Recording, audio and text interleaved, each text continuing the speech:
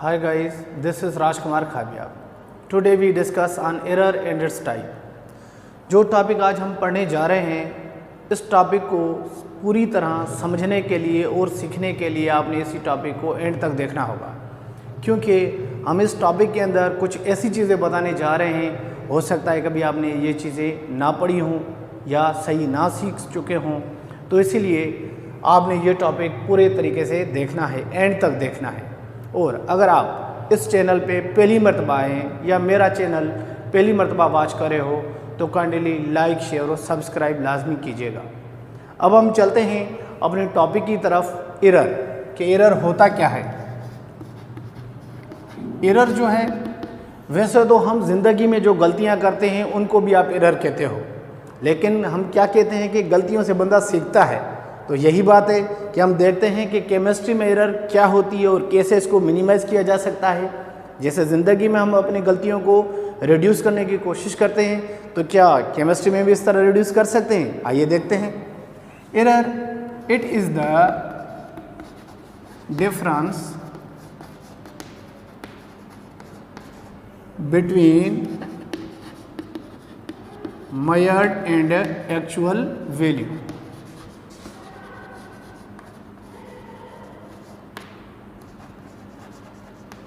ठीक है, तो एरर आप उसको कहते हो जिसमें एक्चुअल वैल्यू, अब एक्चुअल वैल्यू क्या होता है? एक्चुअल वैल्यू को आप ट्रू वैल्यू कहते हो या एक्सेप्टेड वैल्यू कहते हो।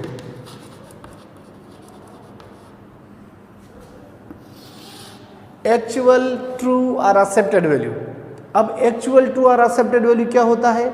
ऐसा वैल्यू जो रिलायबल रेफरेंसेस पर डिपेंड करता हो, जो रिलायबल रेफरेंसेस आपको सप्लाई करती हूँ। जैसे अगर मैं कह दूं कि भाई पानी की बॉइलिंग पॉइंट 100 डिग्री सेंटीग्रेड है, तो आप मोस्ट ऑफ द केसेस जिन बुक में देखोगे वहाँ पर यही होगा कि भाई पानी की जो बॉइलिंग पॉइंट है वो 100 डिग्री सेंटीग्रेड है। तो ये हो गया एक्चुअल, ट्रू और एक्सेप्टेड वैल्यू। अब हम बात करते हैं मेजर्ड वैल्यू। तो मेजर्ड वैल्यू ये होता है कि मेजर्ड और एक्सपेरिमेंटल वैल्यू। तो मेजर्ड और द एक्सपेरिमेंटल वैल्यू जो है वो किससे हमें मिलता है? एक्सपेरिमेंट से, ऑब्जर्वेशन से, या जो हम मेजर करने जा रहे हैं। तो ऑब्जर्वेशन या मेजर या एक्सपेरिमेंट के दौरान आपको जो वैल्यू मिलता है वो क्या होता है? मेजर्ड वैल्यू होता है।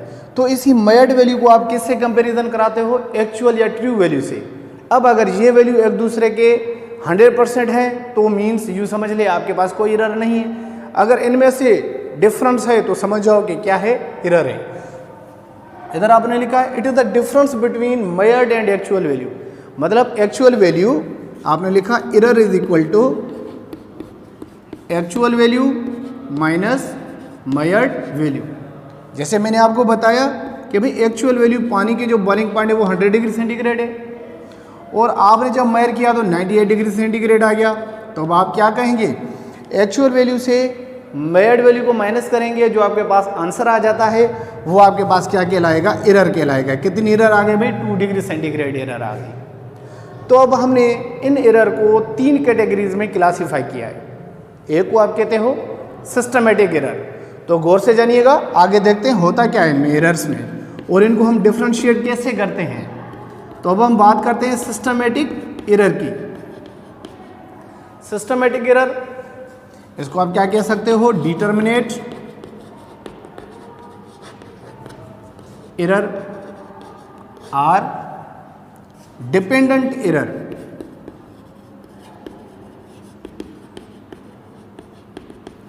अब डिपेंडेंट वर्ड से यह समझ गए हैं कि ये जो एरर है वो हमारे ऊपर डिपेंडेंट है। मतलब अगर हम कोई एक्सपेरिमेंट करने जा रहे हैं तो हमारे ऊपर भी डिपेंडेंट है, जिस इंस्ट्रूमेंट को आप यूज़ कर रहे हो उस पर भी डिपेंडेंट है, या जिस इन्वायरमेंट में आप एक्सपेरिमेंट कर रहे हो उस पर भी डिपेंडेंट है। तो मतलब ये जो एरर है वो डिपेंड करती है हमारे ऊपर, हमारे इंस्ट्रूमेंट के ऊपर और हमारे इन्वायरमेंट के ऊपर। या इसको आप क्या कह सकते हो? Determinate error. मतलब इस एरर को आप डिटरमाइन कर सकते हो कि किस वजह से ये जो है एरर क्रिएट हुई है, मेरी वजह से या इंस्ट्रूमेंट की वजह से या इन्वायरमेंट की वजह से। तो तो इस वजह से आप इसको कहते हो सिस्टमेटिक एरर। आपने पढ़ा होगा या आगे हल्के हम चल के पढ़ेंगे कि सिस्टम क्या होता है, ठीक है। तो इस वजह से ये सिस्टमेटिक एरर कहलाती है। मतलब सिस्टम ऐसी चीज़ जो अंडर ऑब्जर्वेशन हो, अंडर नॉलेज हो, जिसके बारे में आप खोज कर रहे हो, तो उसकी वजह से जो एरर क्रिएट हो जाती है उसको आप सिस्टमेटिक एरर कहते हो। या आप इसको ये कह सकते हो error due to analytical methods, due to analytical method. मतलब एनालिटिकल मेथड्स की वजह से जो आपके पास चेंज आ रही है उसको आप क्या कहते हो, सिस्टमेटिक एरर कहते हो। अब एनालिटिकल मेथड्स हमारे पास कौन से हो सकते हैं? जैसे कि आप केमिस्ट्री में अवेयर हैं कि हम बहुत सारे एक्सपेरिमेंट्स करते हैं, तो वहाँ पर हम क्वालिटी, क्वांटिटी, इन सभी चीज़ों को डिटरमाइन करते हैं। तो इन्हीं चीज़ों को डिटरमाइन करने के लिए हमें किन किन चीज़ों का ख्याल रखना चाहिए उनको हम चल के देखते हैं। जिनको ख्याल अगर हम नहीं करेंगे, उनके हम प्रिकॉशंस नहीं लेंगे, उनके बगैर हम अगर कोई एक्सपेरिमेंट करेंगे तो डेफिनेटली हमारे पास क्या आएगी, एरर आएगी। और जो एरर इस तरीके से आती है वो तो उसको आप सिस्टमेटिक एरर कहते हो। अब हम कहते हैं कि कौन सी एरर से जिसकी वजह से ये काज हो सकता है।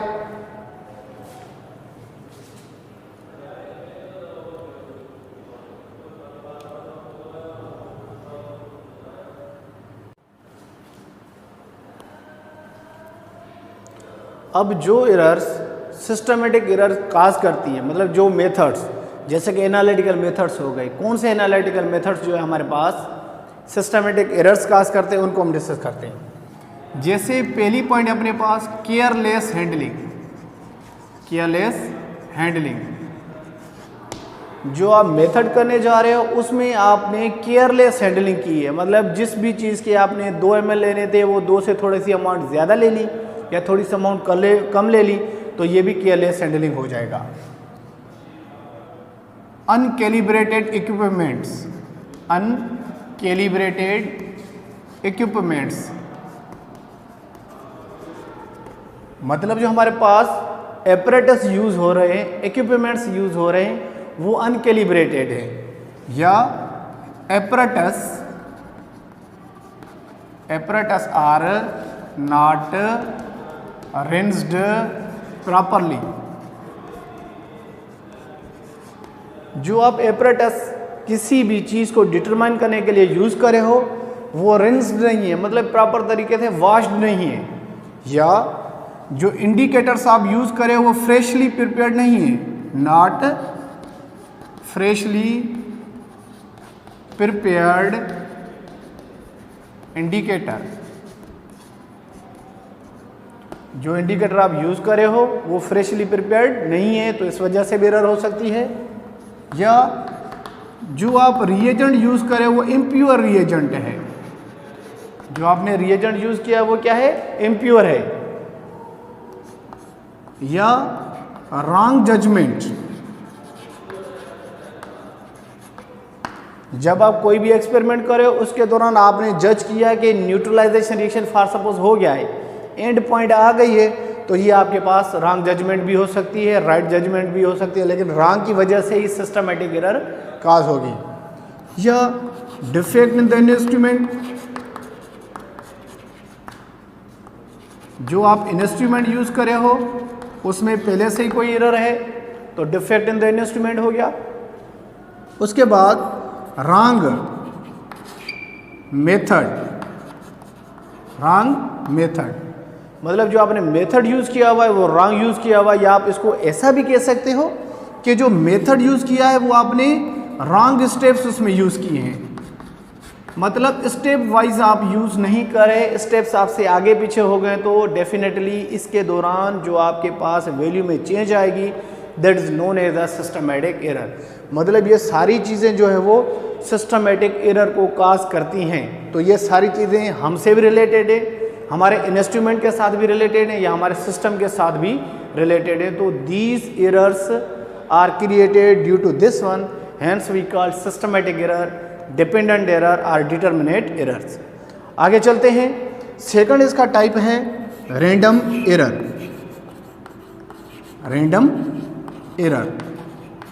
रैंडम एरर को आप कहते हो इनडिटर्मिनेट इनडिटरमिनेट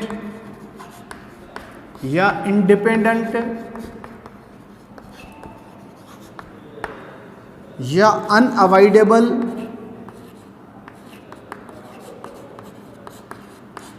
या एक्सीडेंटल एरर। अब हमारे पास सिस्टमेटिक एरर से रिलेटेड कुछ मेन पॉइंट्स बाकी हैं, तो आपने ये लेक्चर एंड तक देखना है और वो पॉइंट्स मैं एंड में ही बताने जा रहा हूँ, ठीक है। तो मतलब कैसे हमें पता चला कि सिस्टमेटिक एरर है या रैंडम एरर है। तो हमारे पास जो रैंडम एरर है उसको आप इनडिटरमिनेट एरर कहते हो, मतलब ऐसी एरर जो आप डिटरमाइन ना कर सकते हो। इंडिपेंडेंट मतलब सारी कंडीशंस इंस्ट्रूमेंट्स हम प्रॉपर तरीके से काम करें उसके बावजूद भी एरर क्रिएट हो जाए तो आप रैंडम एरर कहेंगे।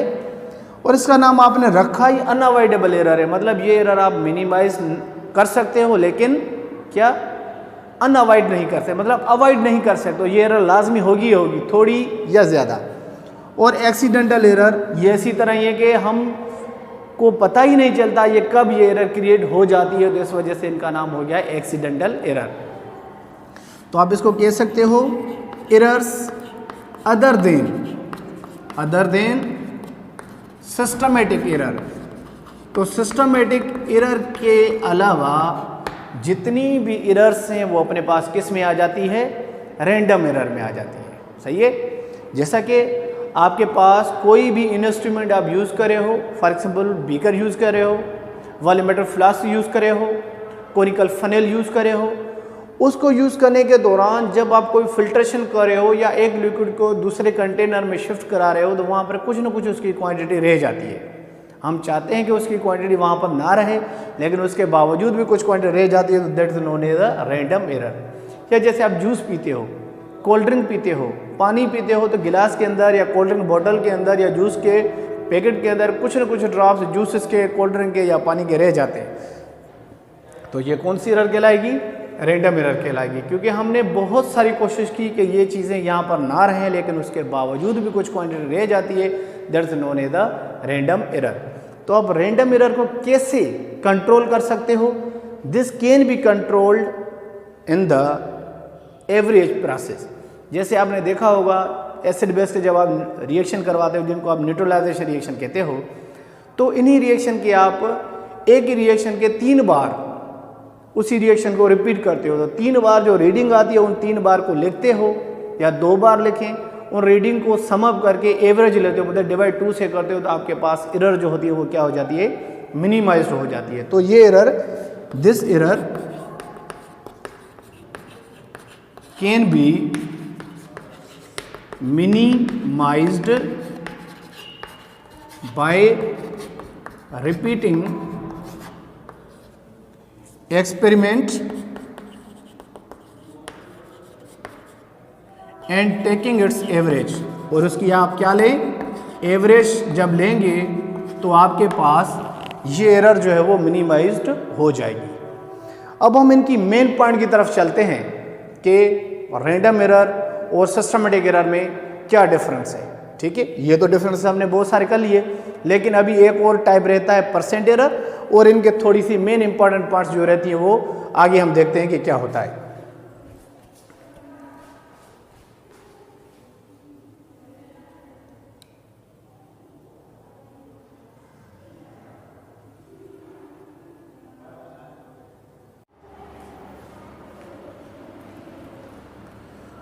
तो हमने रैंडम एरर के बारे में ये पढ़ भी लिया कि मतलब हम इनको मिनिमाइज कर सकते हैं लेकिन ये इनसे हम जान छुड़वा नहीं सकते। अब हम पढ़ते हैं तीसरी एरर का टाइप है जिसको आप कहते हो परसेंट एरर। परसेंट एरर, अब ये जो परसेंटेज एरर है या परसेंट एरर है, इट इज़ ऑलवेज पॉजिटिव। ये हमेशा पॉजिटिव होती है, मतलब पॉजिटिव इनका बिहेवियर होता है कुछ लोगों की तरह। ये परसेंट एरर जो होती है वो हमेशा पॉजिटिव होती है। Percent error is equal to error into 100 divided by actual value. जैसे आपने पानी की बॉइलिंग पॉइंट 100 लिखी थी, एक्चुअल वैल्यू क्या था उसका, 100 डिग्री सेंटीग्रेड था। तो आपने 100 लिख लिया, और परसेंटेज क्या है 100 फॉर सपोज, और एरर आपको कितनी मिली है 2 मिली है। तो इनको आप सोल्व कर लेंगे तो आपके पास परसेंटेज आ जाएगी अबाउट 2%। तो इसी तरह जो आपके पास एरर आ रही है वो यहाँ पर लिखेंगे, जितना भी डिफरेंस आया है किसमें, एक्चुअल वैल्यू और मेजर्ड वैल्यू में। एक्चुअल वैल्यू आपने यहाँ पर लिखना है और ये परसेंटेज है तो 100 के साथ मल्टीप्लाई करना है। तो ये परसेंट एरर जो होती है वो हमेशा क्या आती है, पॉजिटिव आती है। अब हम इसकी एफिशिएंसी की बात करते हैं कि percent error is inversely proportional to its accuracy. जितनी परसेंटेज एरर आपके पास कम आ रही है मतलब उतना आपने एक्सपेरिमेंट में ज़्यादा एक्यूरेसी शो की है, मतलब आपने भी अच्छा काम किया है, इंस्ट्रूमेंट ने भी और इन्वायरमेंट ने भी आपके साथ अच्छा बर्ताव किया है, मतलब आपको इसी एक्सपेरिमेंट को करवाने में बहुत मदद की है। तो इनवर्सली प्रोपोर्शनल मतलब greater percentage error means smaller accuracy. अगर आपके पास परसेंटेज एरर ज़्यादा आ रही है तो एक्यूरेसी स्मॉलर है एंड वाइस वर्सा। अब हम बात करते हैं सिस्टमेटिक एरर में जो मेन पॉइंट्स हैं उनकी और रैंडम एरर में जो मेन पॉइंट्स हैं उनकी। तो सिस्टमेटिक एरर्स जो होती हैं वो इट इज़ ऑलवेज नेगेटिव, और वो हमेशा क्या होती है, यूनिडायरेक्शनल। मतलब इनका एक ही डायरेक्शन होता है, मतलब किसी भी वैल्यू में कमी लाना। ठीक है, तो आप इसको क्या कहते हैं, इट इज़ ऑलवेज नेगेटिव, मतलब जितना भी वैल्यू होगा उस वैल्यू से, एक्चुअल वैल्यू से उसका आंसर हमेशा क्या आएगा, कम। जैसे मैंने बोला आपको 100 बॉइलिंग पॉइंट है, आपके पास 98 आ गई तो ये क्या हो गया, सिस्टमेटिक एरर हो गई, मतलब एक्चुअल वैल्यू से हमेशा कम आना। तो इस वजह से इसका वैल्यू हमेशा क्या हो गया, नेगेटिव हो गया, और इसका डायरेक्शन हमेशा एक ही होता है, मतलब किसी भी वैल्यू को कम करना। तो ये हो गया आपके पास कौन सी है, सिस्टमेटिक एरर। एक और आपके पास एरर हो गई, कौन सी, random error. It is bidirectional, ये जो होती है वो बाय डायरेक्शनल होती है। इसका मतलब ये हो गया कि ये एरर जो होती है वो पॉजिटिव भी हो सकती है, नेगेटिव भी, मतलब वैल्यू इंक्रीज भी कर सकती है, डिक्रीज भी कर सकती है। ठीक है, तो इस वजह से आप इसको क्या कहते हैं, इट मे बी पॉजिटिव और negative. Thank you so much for joining us.